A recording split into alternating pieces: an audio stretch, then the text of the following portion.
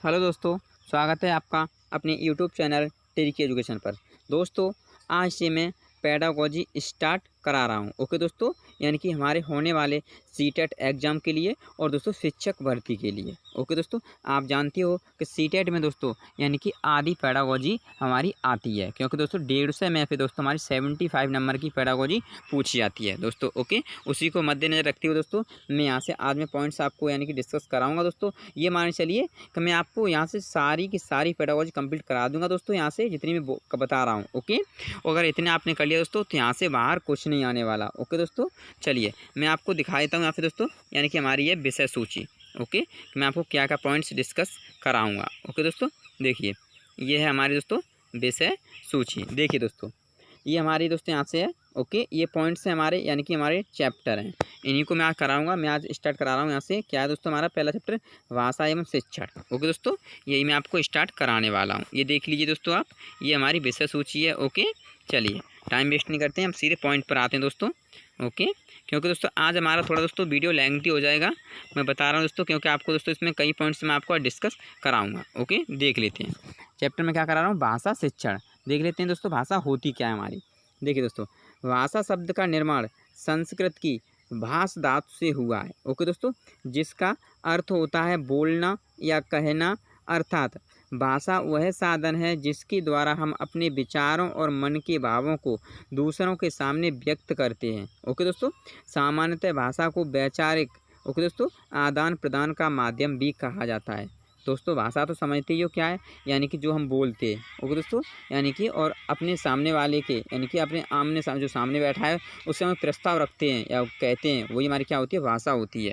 Okay, तो चलिए देख लेते हैं हमारा पहला पॉइंट सर क्या है, यानी कि इसकी कुछ डेफिनेशन है दोस्तों, वो हम पहले डिस्कस करेंगे। ओके, डेफिनेशन क्या है दोस्तों, भाषा की कुछ परिभाषाएँ। तो पहली क्या है दोस्तों, स्वीट के अनुसार, यानी कि साइंटिस्ट स्वीट के अनुसार इनका क्या कहना है दोस्तों, इनका कहना है ध्वन्यात्मक शब्दों द्वारा विचारों को प्रकट करना ही भाषा कहलाता है। ओके दोस्तों, यानी कि ध्वन्यात्मक शब्दों द्वारा विचारों को प्रकट करना ही क्या कहलाता है दोस्तों, भाषा कहलाता है। ओके दोस्तों, इम्पोर्टेंट है, ध्यान रखिएगा दोस्तों। एक चीज़ और मैं आपको बता दूं दोस्तों, ध्यान रखना इस बात को।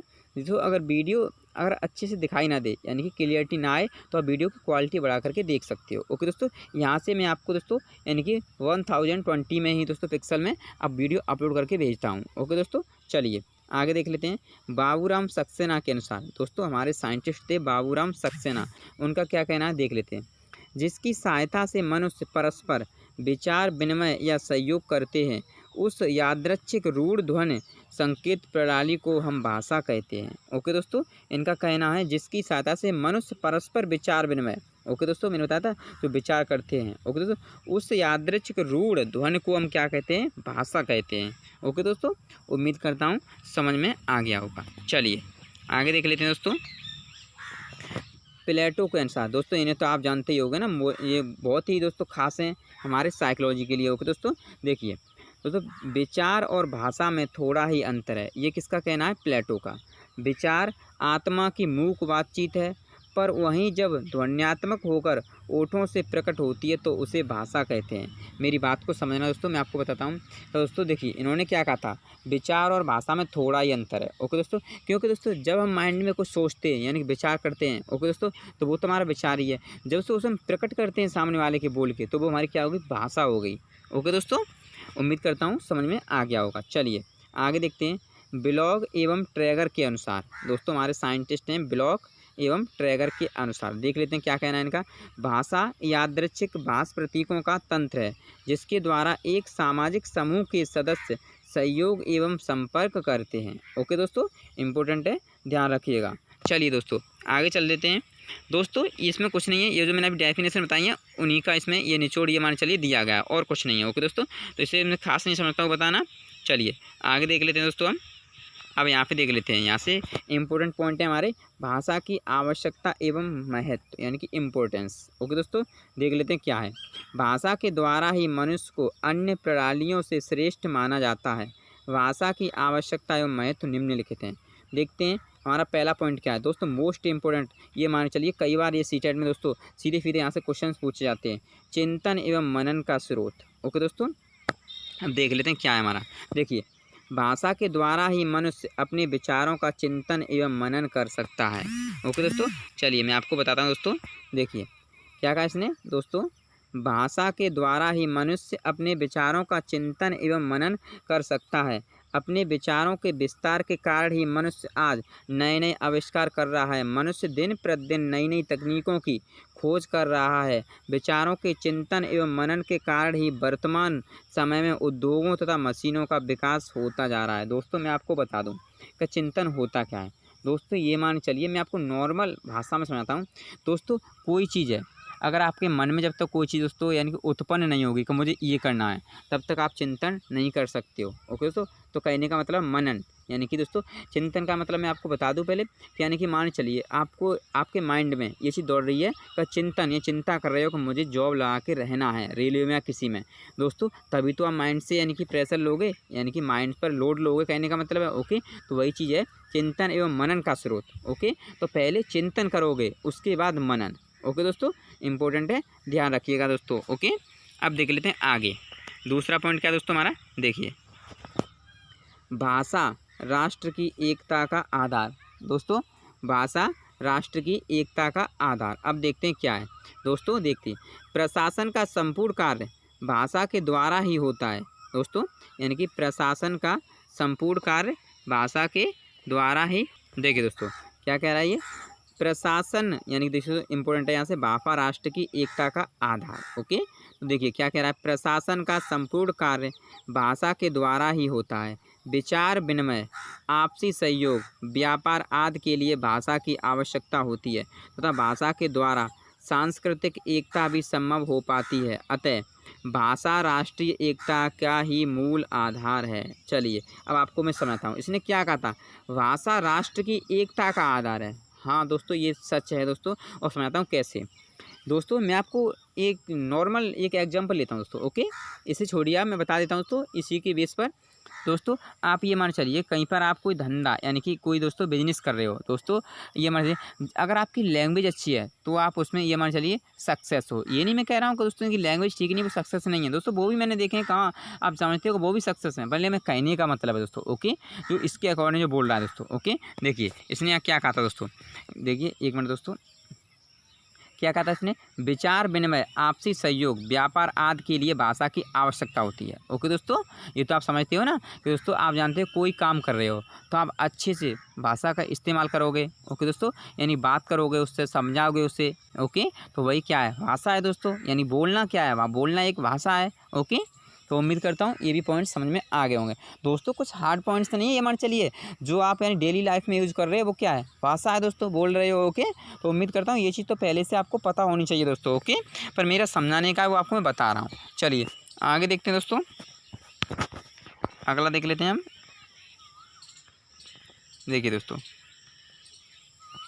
आगे पॉइंट देखते हैं तीसरा, इच्छाओं और आवश्यकताओं की संतुष्टि। ओके दोस्तों, तीसरा पॉइंट है इच्छाओं एवं आवश्यकताओं की संतुष्टि। देखिए भाषा प्रत्येक व्यक्ति को स्वयं की इच्छा, आवश्यकता तथा मनोगत भावों को दूसरों के सामने प्रकट करने की क्षमता प्रदान करती है। दोस्तों जो भाषा है हमारी वो प्रत्येक व्यक्ति को स्वयं की इच्छा, ओके यानी कि सेल्फ, आवश्यकता तथा मनोगत भावों को दूसरों के सामने प्रकट करने की क्षमता प्रदान करती है। ओके दोस्तों, उम्मीद करता हूँ ये भी पॉइंट्स आपके समझ में आ गया होगा। ओके, चलिए आगे देख लेते हैं। चौथा पॉइंट क्या कह रहा है, व्यक्तित्व के निर्माण में सहायक। दोस्तों जो भाषा है हमारी वो व्यक्तित्व के निर्माण में कैसे सहायक है, देख लेते हैं। भाषा सदैव व्यक्ति के आंतरिक गुणों को प्रकट करने में सहायक होती है और व्यक्ति की अभिव्यक्ति जितनी स्पष्ट तथा प्रभावशाली होगी उसका व्यक्तित्व भी उतना ही सुदृढ़ एवं प्रभावशाली होगा। चलिए मैं आपको इसमें आप समझाता हूँ दोस्तों। कहने का मतलब ये है कि व्यक्ति का दोस्तों नेचर, यानी जितना अच्छा नेचर होगा दोस्तों, यानी कि हाव भाव जो जो उसकी डेली लाइफ की लैंग्वेज है, ये मान चलिए दोस्तों उसका उतना ही दोस्तों व्यक्तित्व भी उतना ही सुदृढ़ एवं प्रभावशाली होगा। चलिए अब एग्जाम्पल के रूप में बताता हूँ। ये मान चलिए अब दोस्तों ये मैं अपने दोस्त या किसी भी लीजिए, पड़ोसी दोस्त कुछ भी मान लीजिए, अगर दोस्तों आप उनसे अच्छे से बात करते हो यानी प्रेम से और अच्छी भाषा में दोस्तों, तो ये मान चलिए बाहर वो भी लोग आपकी तारीफ़ करेंगे। ओके दोस्तों, और आपके इसके क्या हो रहा है दोस्तों, आपकी यानी कि मतलब यानी दोस्तों आपको सम्मान बढ़ रहा है। ओके दोस्तों, समाज में बस सीधी सी बात ये है। अगर दोस्तों आप ये मान चलिए कि गाली गलौज करते हो दोस्तों, अच्छे से नहीं बात करते हो सामने वाले पे, तो क्या है, हमारा नेचर ख़राब हो रहा है। ओके दोस्तों, बस ये चीज़ इसमें बतानी थी। चलिए दोस्तों आगे चलते हैं। 5वां पॉइंट दोस्तों, ज्ञान प्राप्ति के साधन के रूप में दोस्तों, ज्ञान प्राप्ति के साधन के रूप में देख लेते हैं। ज्ञान की प्राप्ति में सदैव भाषा का योगदान होता है। शिक्षा प्राप्ति में भाषा अनिवार्य है। भाषा के द्वारा हम किसी भी विषय का ज्ञान प्राप्त कर सकते हैं। अध्यापन और अध्ययन के क्षेत्र में भाषा का अत्यधिक योगदान है। शिक्षा, साहित्य तथा प्रशासनिक कार्य भी भाषा के द्वारा ही पूर्ण होते हैं। चलिए अब मैं आपको समझता हूँ दोस्तों। देखिए इसने क्या कहा था, ज्ञान की प्राप्ति में, देखिए मैं आपको दोबारा बता देता हूँ, ज्ञान की प्राप्ति में सदैव भाषा का योगदान होता है, ये तो आपको पता है दोस्तों। ओके, शिक्षा प्राप्ति में भाषा अनिवार्य है, ये तो पता ही है। जब तक लैंग्वेज नहीं आती दोस्तों तो आप शिक्षा ग्रहण नहीं कर सकते हो। ओके दोस्तों, ये तो आपको पता ही होगा ना, जब तक लैंग्वेज नहीं आती है। ओके, देखिए भाषा के द्वारा हम किसी भी विषय का ज्ञान प्राप्त कर सकते हैं। ओके दोस्तों, अगर हमें लैंग्वेज आती है तो हम चाहे कैसे मतलब कोई सा भी सब्जेक्ट हो दोस्तों, यानी कि चाहे इंग्लिश हो चाहे कुछ भी हो दोस्तों, ओके, तो हम उसका ज्ञान प्राप्त कर सकते हैं। ओके दोस्तों, उम्मीद करता हूँ यहाँ से इसी पॉइंट से आप समझ गए होंगे। ओके, चलिए आगे चलते हैं दोस्तों। 6वां पॉइंट देखते हैं अपना। 6वां पॉइंट क्या कह रहा है, विचार विनिमय का मुख्य साधन दोस्तों, विचार विनिमय का मुख्य साधन देख लेते हैं। जब किसी व्यक्ति को अपने विचारों का या अपने मनोगत भावों का आदान प्रदान करना पड़ता है तो वह भाषा का ही सहारा लेता है। भाषा के अभाव में व्यक्ति अपने विचारों का आदान प्रदान नहीं कर सकता। भाषा भावाव्यक्तित्व, ओके दोस्तों, भावाभिव्यक्ति का भी प्रमुख साधन है। देखिए दोस्तों, अब मैं आपको इसके समझा दूँ दोस्तों, इसमें कोई ज़्यादा पढ़ने की ज़रूरत नहीं है, आप इसी से समझ जाओगे।